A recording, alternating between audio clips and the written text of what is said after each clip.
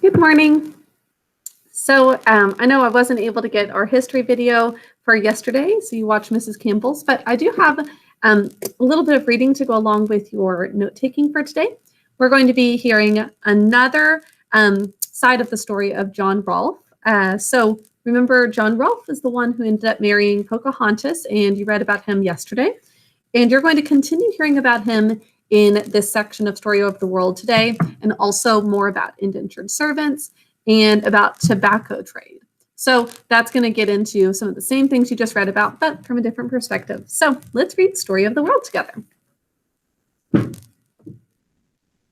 I'll show you the triangular trade route in just a minute as well.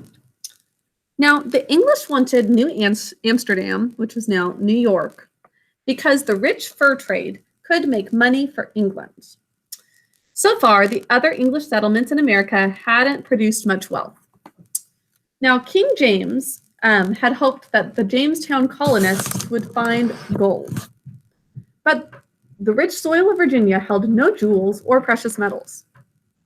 But soon, Virginia's ground brought England another kind of gold, green gold.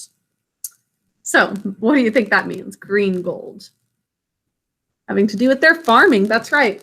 And like the gold of South America, this green gold would bring riches to some and misery to others, which we already saw was the case in South America. So there were a lot of people who became wealthy because of great farmland and the things that they could harvest. But then there were a lot of people who were harmed as well, sadly. Now, the story of Virginia's green gold began when a young Englishman named John Rolfe arrived at the Jamestown colony. Now, Jamestown had been founded 2 years before, but the colonists were starving. They were ragged, poor, and wretched. Remember the starving time? Struggling through long days of farming and huddling, still hungry over their small fires at night. John Rolfe was sure that the colony would fail and that he would have to return to England. In the meantime, he had little food and nothing fun to do after a hard day of labor in the hot Virginia sun. But John Rolfe did have a few tobacco seeds. And like many Englishmen, he loved to smoke. So that was something that was enjoyable and was able to grow very well in America. And it wasn't until later that people really realized the negative effect it has on your lungs. Now, Rolfe had already noticed that the Native Americans who lived near the colony grew a kind of tobacco of their own. They planted it, weeded it carefully, picked it by hand, hung the leaves up to dry over the smoke of a wood fire, and then rolled the leaves up and smoked them. Other colonists had tried this native Virginia tobacco, but they didn't like the way it tasted. Poor and weak and of a biting taste, one colonist said. He complained about it. Poor and weak. But John Rolfe's seeds were Spanish tobacco seeds, a rich kind of leaf that most Englishmen preferred. Rolfe found a fertile patch of land and planted his seeds. He copied the Native American methods of raising the plants, picking the leaves, and hanging them up to dry. Because even though he's got different seeds, he should probably plant them in the same way as the Native Americans because they know the land better. They know the soil. When he rolled up his leaves and smoked them, he was delighted. Now, he thought that the Virginia-grown Spanish leaves tasted wonderful. John Rolfe shared his tobacco with a few other colonists, and they agreed. The leaf tasted wonderful. Together, the colonists grew a few more plants and sent some of the tobacco to London. Think others will enjoy it? London was full of tobacco users. Once again, people didn't know about the negative effects, even though there are people still today who smoke, even though it can negatively affect your lungs, which we're going to hear about actually in our human body study soon. Or at least we'll hear about the respiratory system in general. Now, all the most fashionable young men of England smoked. They blew so much smoke out of their mouths and noses that they were called reeking gallants. Often, they had servants who did nothing but follow them around to taverns, balls, and theaters, carrying their tobacco equipment. The rich men had just had a person carrying it around for them. A German visitor to England marveled. everywhere. The English are constantly smoking. They draw the smoke into their mouths and puff out again through their nostrils like funnels, along with plenty of phlegm from the head, which is like blowing your nose.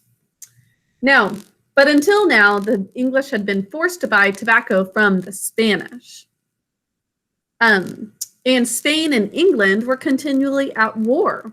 You think England wants to buy tobacco from Spain? Nope. If the English could buy Virginia tobacco instead, they wouldn't have to pay money to their enemies. They do not want to pay money to their enemies.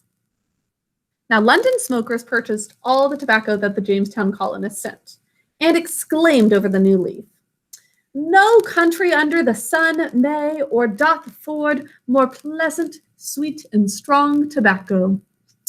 One Englishman marveled. The merchants, the people buying and selling, they begged for more. The Jamestown colonists realized that although they had no gold, they might have something better. Only 6 years after Rolfe first planted his seeds, the Jamestown colonists were planting tobacco everywhere, even in the streets of their town. By the following year, England was buying more tobacco from Virginia than from Spain. All it takes is a few seeds, and if you care for them well, it's just going to keep growing and growing. Now, not everyone was pleased with the English smoking habits. Do you remember in yesterday's video, I think Ms. Campbell got into this from the chapter, who was opposed to tobacco use?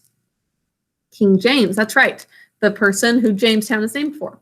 King James wrote an essay called Counterblast to Tobacco, in which he announced, "Smoking is a custom loathsome to the eye, hateful to the nose, harmful to the brain, dangerous to the lungs, and in the black stinking fume thereof, nearest resembling the horrible Stygian smoke of this pit that is bottomless." That is a scathing review. Now, Englishmen just kept right on smoking. By 1630, Virginia was sending over 500,000 pounds of tobacco to England every year. They are just going to keep smoking because that's what they want to do. They're not going to listen to their king about this, even though the king was right that it was wrong, or that it was bad for their health. But raising tobacco took an enormous amount of work. The seeds had to be hand planted, hand weeded, and hand pruned. Now, caterpillars and worms had to be picked off one at a time. When the tobacco plants were ready, the leaves had to be taken off one at a time and hung on pegs to dry for 6 weeks. Sounds like a lot of work. Then the stems had to be taken off and the leaves packed one at a time into barrels. One farm worker could only take care of 2 or 3 acres of tobacco. At first, tobacco farmers hired indentured servants, which I think you got into yesterday as well, who included poor Englishmen and women who agreed to work for a colonist who paid for their journey to the New World and gave them food and a place to live. So basically, it's like getting paid for the work that you're doing, just in a different way, like a free place to stay and for just that transport to get to the New World, which is America. Now, after 6 or 7 years, the colonist would give the servant a new suit of clothes, and enough money to get started on their own life. So 6 or 7 years of working for them, and then they go off on their own. The servant was now a member of the colony. They were no longer a servant, they were just a worker. Many Americans who began as indentured servants later became wealthy and important citizens. But as the tobacco fields grew even larger, farmers needed even more help. They couldn't afford all of the indentured servants, or they were just being really greedy and wanted to have more and more people to farm all of their acres. By 1619, a Dutch trading ship threw down its anchor in Chesapeake Bay and offered to sell African slaves to the Jamestown colonists.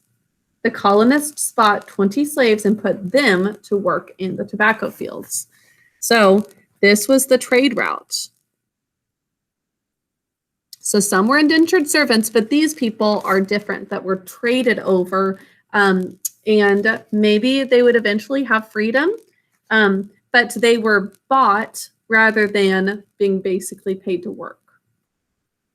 So, although these Africans were the first North American slaves, slavery itself was nothing new. Sadly, that's been around for so long, or it was around for so long. For at least 100 years, European traders had brought slaves to the plantations of Central and South America. They would load their ships with metal knives, pots and pans, cloth, and rum, and would sail down to the west coast of Africa.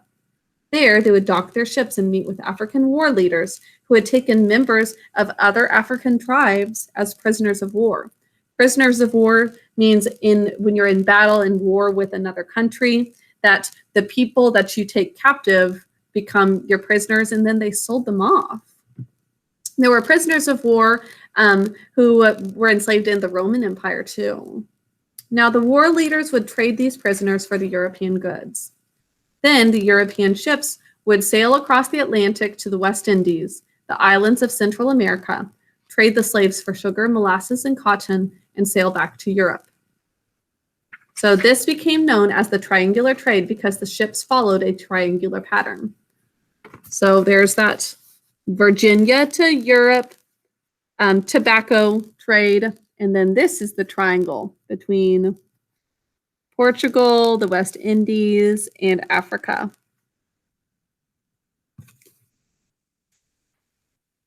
But now slaves came not just to the Portuguese and Spanish colonies in Central and South America, but to North America as well. At first, Virginia bought only a few hundred slaves per year, but the tobacco fields grew larger and larger. Other colonies south of Virginia began to plant not only tobacco, but also rice and cotton. Those fields also needed thousands of laborers to tend them, water them, and harvest them. And sadly, they weren't paying these people to do it. After they bought them, they had them continue working without any payment and without an end in sight. Although some of them did work for freedom still, like those indentured servants. More and more slaves came to North America, thousands and then tens of thousands per year. 100 years after the first slaves came to Jamestown, almost half of the colonists in Virginia were slaves. Half in Virginia were slaves. The Virginia tobacco plantations prospered, but only because of slavery, and these unwilling colonists could never earn their freedom or return home. It's very sad, isn't it? So there were a combination of different people, once again, some of those indentured servants and others who were slaves and had no way of getting out. And it took a while for that to stop. But sadly, that's been the case in a lot of times in history and in a lot of different countries. So very interesting, also very sad though. So I love Story of the World, the way they tell these stories. We'll continue to read from this as much as possible as we continue with the colonies. Okay, that's all for now. I will talk to you guys later. Have a wonderful rest of your day. Bye.